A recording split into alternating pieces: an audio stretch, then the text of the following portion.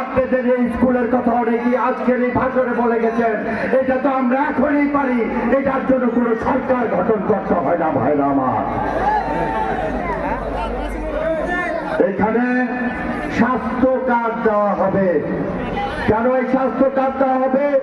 প্রত্যেকটি ইউনিয়নে যাতে একটি স্বাস্থ্য কেন্দ্র বা একটি হসপিটাল ভবিষ্যতে গঠন করা হবে, যাতে সাধারণ জনগণ সেবা পায় বিএনপির মানুষের কাছ থেকে।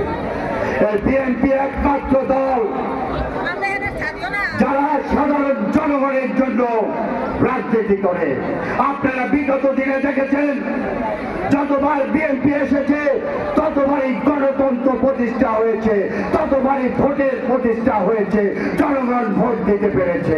ঠিক কিনা আপনারা বলেন? যতবার আওয়ামী লীগ এসেছে ততবারই ভোট ডাকাতি করেছে, ভোট চুরি করেছে, আমরা ভোট কেন্দ্রে পর্যন্ত যেতে পারি নাই ভাইরা আমার।